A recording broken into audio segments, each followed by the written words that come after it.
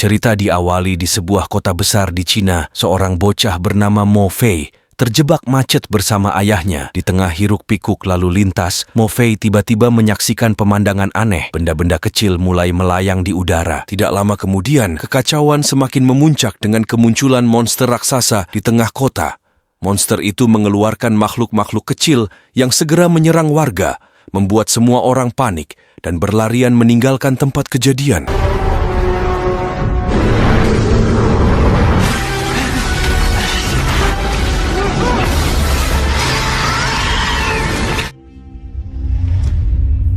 Beberapa tahun setelah insiden pertama tersebut, seluruh dunia mulai membangun kota-kota bawah tanah untuk melindungi diri dari serangan monster alien. Konflik besar antara manusia dan monster pun dimulai. Untuk melawan ancaman tersebut, manusia mengembangkan proyek Mariam elektromagnetik, sebuah senjata canggih yang diharapkan mampu menghancurkan ratu monster. Setelah kematian ayahnya, Mo Fei hidup sebagai pemulung gelap, mencari barang rongsokan di permukaan secara ilegal. Suatu hari, temannya Sasa datang menagih hutang. Karena tak punya uang, Mo Fei mengajak Sasa pergi menemui bosnya Zhou. Di perjalanan, Sasa memohon untuk dibawa ke permukaan, tetapi Mo Fei menolak, takut bertemu monster alien lagi. Di tengah perbincangan mereka, berita tentang keberhasilan proyek elektromagnetik menarik perhatian mereka. Banyak orang berharap proyek tersebut berhasil agar mereka bisa kembali ke permukaan. Tetapi Mo Fei yang pernah melihat Ratu Monster tidak terlalu optimis.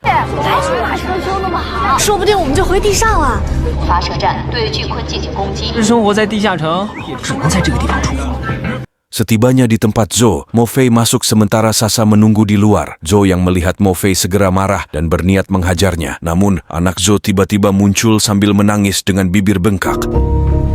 Anak itu ingin ikut kontes menyanyi tetapi malu dengan kondisi bibirnya. Zhou segera menenangkan anaknya dan berjanji akan mendukungnya di kontes.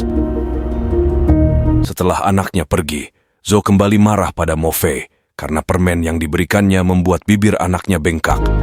Mo Fei berusaha menjelaskan bahwa permen itu sudah berusia 20 tahun dan hanya sedikit kadaluarsa. Zhou yang semakin marah akhirnya tenang setelah Mo Fei menawarkan barang baru yang diambilnya dari permukaan, lalu melarikan diri bersama Sasa.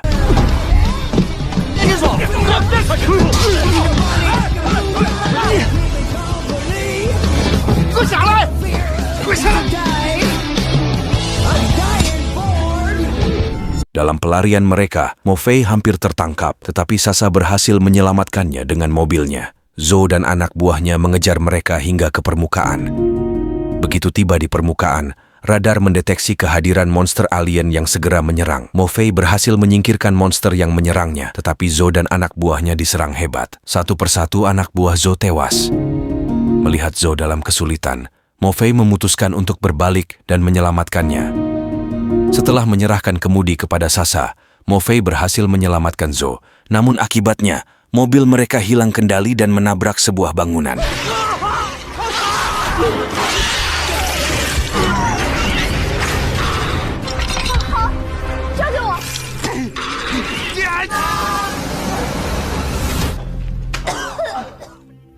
Setelah berhasil selamat dari insiden, Mo Fei dan Zhou bersiaga di dekat mobil, sementara Sasa memperbaiki kendaraan mereka. Ketika mobil akhirnya diperbaiki, seekor monster tiba-tiba muncul dari belakang dan siap menerkam Sasa. Namun, Mo Fei dengan cepat berhasil menyelamatkan Sasa. Mereka bertiga segera melarikan diri dari monster itu, dan saat monster tersebut mulai mendekat, satuan tim patroli elang hitam tiba dan mulai menembaki monster itu. Meskipun monster itu masih sanggup bertahan, kapten tim menyuruh Wang Peng untuk menyiapkan senjata elektromagnetik, sementara ia sendiri menahan gerakan monster tersebut. Setelah senjata siap, Wang Peng menembakkannya ke arah monster, yang akhirnya membuat monster itu hancur. Setelah pertarungan usai, tim patroli membawa Mo Fei dan yang lainnya ke tempat yang aman. Di tempat lain, komandan pasukan menerima kabar bahwa stasiun Chengdu tiba-tiba kehilangan kontak dengan markas. Sang komandan kemudian memerintahkan tim elang hitam untuk menuju stasiun Chengdu. Sementara itu, tim elang hitam membawa Mo Fei dan yang lainnya ke bekas auditorium. Di sana, mereka meminta KTP Mo Fei dan yang lainnya untuk identifikasi. Setelah melihat KTP mereka, Tim mengetahui bahwa Mo Fei dan Zhou adalah pemulung gelap. Kapten Tim teringat sesuatu ketika mendengar nama Mo Fei, namun karena keadaan mendesak, ia melupakan hal ini dan menjelaskan bahwa mereka mendapatkan misi penting ke Chengdu. Kapten Tim kemudian meminjam mobil Sasa untuk membantu dalam misi tersebut dan berjanji akan menjaga Mo Fei dan yang lainnya tetap aman selama perjalanan ke Chengdu. Meskipun awalnya keberatan, Mo Fei akhirnya setuju karena takut ditangkap sebagai pemulung gelap. Mereka semua kemudian berangkat menuju Chengdu. Di tengah perjalanan, Wang Peng membuat video mengenai perjalanan mereka untuk dikirim ke keluarganya. Tiba-tiba, mobil mereka ditarik oleh sesuatu.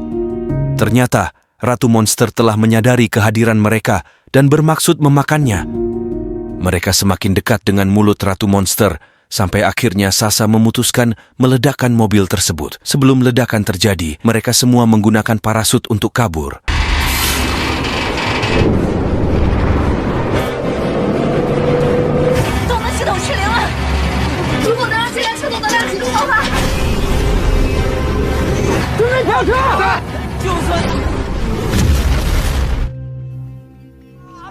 Setelah ledakan, mereka berhasil selamat dan mendarat di sebuah taman bermain. Tidak lama kemudian, segerombolan anak-anak monster mulai menyerang.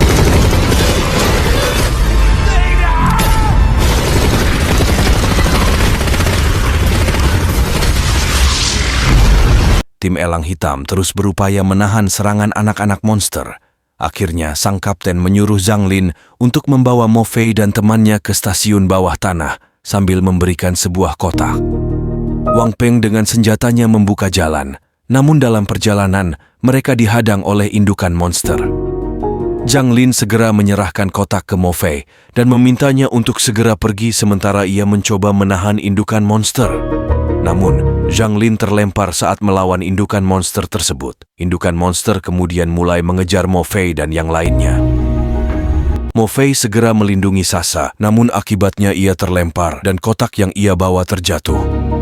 Ketika Mo Fei akan diserang, tembakan perlindungan dari tim Elang Hitam menyelamatkannya. Wang Peng berinisiatif mengambil kotak itu, sementara tim lainnya menyusul Mo Fei ke stasiun bawah tanah. Setelah Wang Peng menempatkan kotaknya, ia tertusuk oleh indukan monster. Dalam kondisi sekarat, Wang Peng menyerahkan kotak tersebut dan menyuruh yang lainnya untuk pergi.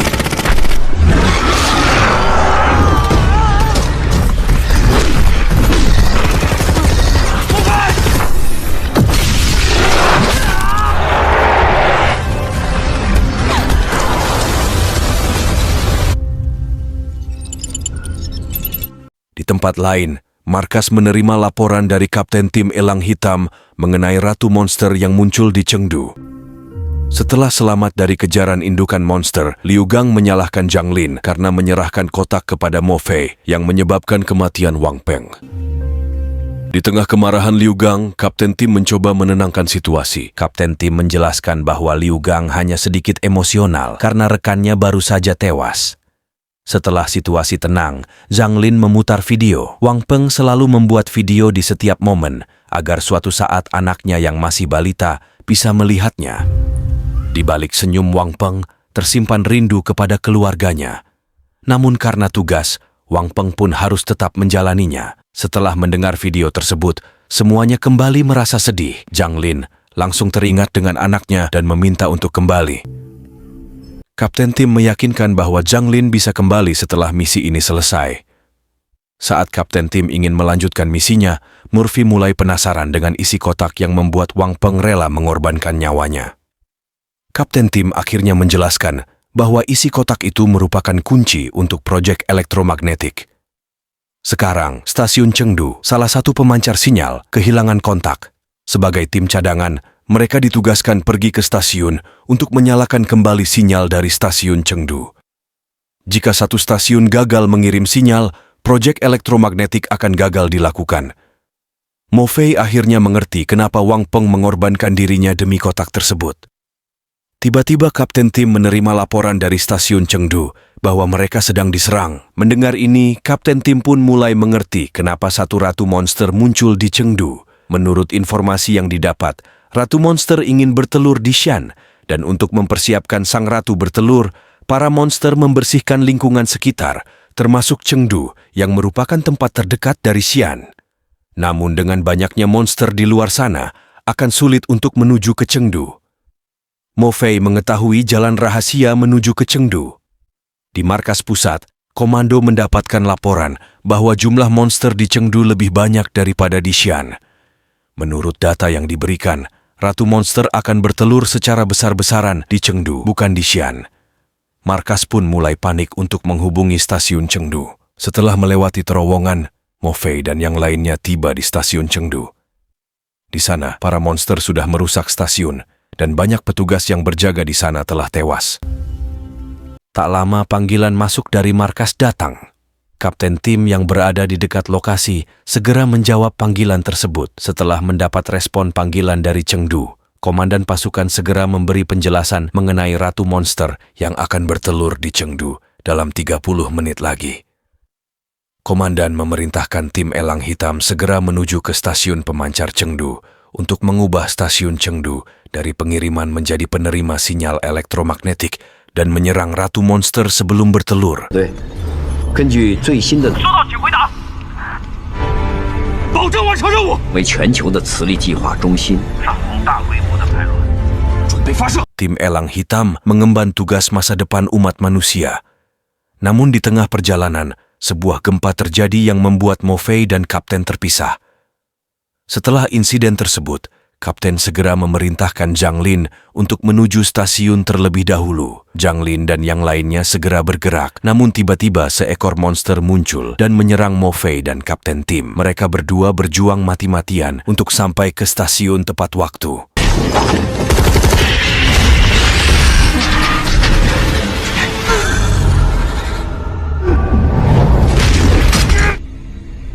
Sementara itu, Zhang Lin, Liu Gang, Sasa, dan Zuo telah tiba di depan pintu stasiun yang tertutup rapat. Tak lama kemudian, gerombolan monster mulai menyerbu mereka. Dengan kondisi pintu yang tertutup, Sasa dan Zuo berusaha membuka pintu secara manual dari ruang operator. Zhang Lin dan Liu Gang bertahan melawan gempuran monster, sementara Sasa harus memperbaiki panel listrik yang padam. Monster terus berdatangan, membuat Zhang Lin dan Liu Gang mulai kewalahan. Setelah panel listrik berhasil diperbaiki, Zuo mencoba menyalakan saklar. Namun saklar tersebut sudah dialiri listrik bertegangan tinggi. Dengan tangan robotnya, Zuo berhasil menyalakan saklar, tetapi saklar kembali turun sesaat setelah dilepaskan. Liu Gang yang semakin kewalahan akhirnya mendapatkan bantuan dari Mo Fei dan Kapten yang tiba tepat waktu.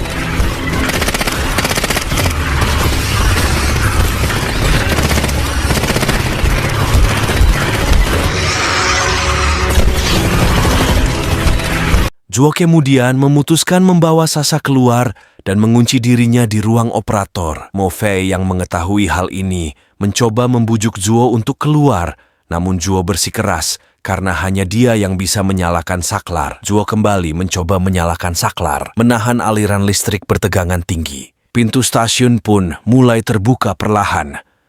Zuo berpesan kepada Mo Fei untuk menjaga anaknya, sementara tim Elang Hitam terus menahan serangan monster. Liu Gang terluka parah dan dengan kondisinya yang sekarat memerintahkan Zhang Lin dan yang lainnya untuk meninggalkannya. Liu Gang memilih bertahan dan melawan monster sampai titik darah penghabisan.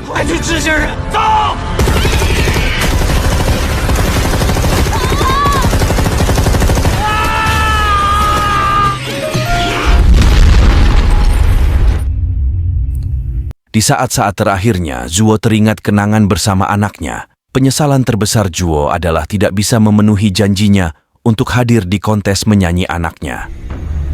Dengan pengorbanan Zuo dan Liu Gang, tim akhirnya berhasil masuk ke dalam stasiun. Mereka diliputi rasa duka, namun harus tetap melanjutkan misi demi kelangsungan hidup umat manusia. Kapten memerintahkan untuk menembakkan sinyal elektromagnetik ke arah ratu monster sebelum bertelur.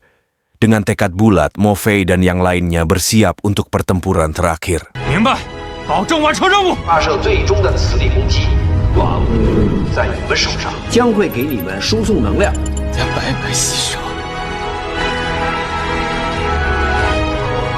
可攻入地下。 Sebelum senjata ditembakkan, sebuah pengumuman disiarkan ke seluruh dunia tentang proyek elektromagnetik yang menjadi harapan terakhir umat manusia.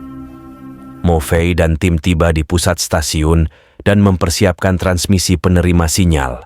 Stasiun dari berbagai negara mulai mengirimkan sinyal ke stasiun Chengdu. Setelah energi terkumpul, hitungan mundur dimulai untuk menembakkan energi elektromagnetik ke arah Ratu Monster. Namun di tengah serangan, laras senjata rusak akibat energi yang terlalu besar. Zhang Lin menjelaskan bahwa stasiun Cianjur hanyalah stasiun penerima sinyal, bukan stasiun penembak, sehingga tidak mampu menahan energi sebesar itu. Markas pusat yang mengetahui kegagalan ini segera memerintahkan kapten untuk melanjutkan serangan, namun kapten harus menyatakan bahwa misi telah gagal. Mengetahui proyek puluhan tahun gagal, markas diliputi kesedihan dan kemarahan. Komandan pasukan memerintahkan evakuasi global ke penjara bawah tanah. Pengumuman kegagalan proyek disampaikan kepada penduduk, yang diliputi rasa sedih, kecewa, dan tak berdaya. Anak Zhuo yang tidak mengetahui keadaan ayahnya terus menangis menunggu kepulangannya. Zhang Lin mengungkapkan bahwa ia hanya ingin memberitahu ibunya bahwa ia telah menyelamatkan dunia. Namun setelah kegagalan ini, ia tak tahu harus berkata apa kepada ibunya. Di tengah kesedihan, Kapten Tim teringat saat ayah Morphe menyelamatkannya dari serangan monster dengan mengorbankan dirinya. Kapten mendapatkan medali atas keberanian tersebut, namun merasa medali itu seharusnya untuk ayah Morphe. Morphe teringat nasihat ayahnya untuk selalu berani menghadapi kesulitan. Dengan inspirasi tersebut, Morphe memutuskan untuk menyalurkan semua energi ke dalam sebuah inti dan mengirimkannya ke dalam tubuh Ratu Monster. Sasa mencoba menghentikannya, namun Morphe yakin ini adalah harapan terakhir. Kapten segera menghubungi markas dengan rencana tersebut. Markas setuju meski berisiko besar memutuskan untuk menyalurkan semua energi bawah tanah ke stasiun Chengdu. Keputusan ini diserahkan kepada penduduk bawah tanah. Morphe berpidato melalui radio, memohon penduduk untuk memberikan energi. Demi harapan terakhir ini, penduduk mulai mematikan semua listrik di rumah mereka. Kapten Tim berusaha sekuat tenaga menahan gempuran monster yang terus berdatangan.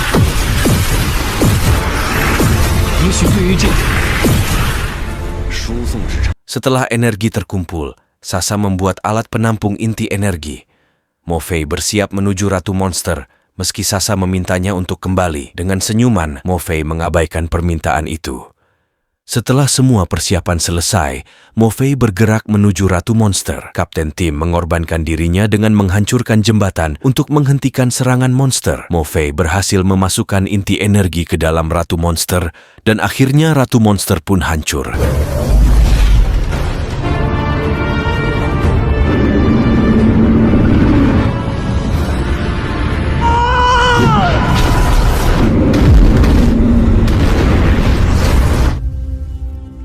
Setelah Ratu Monster kalah, semua monster lainnya hancur.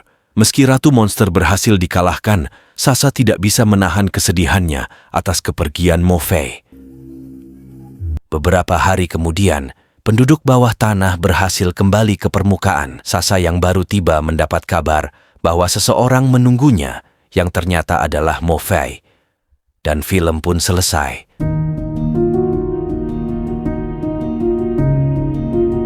Okelah guys, itulah alur cerita film Earth Rescue Day. Semoga kalian terhibur dengan alur cerita yang saya bawakan. Mohon maaf jika ada kesalahan dalam penyampaiannya ataupun penyebutan nama. Sekian dari saya, sampai jumpa di video berikutnya.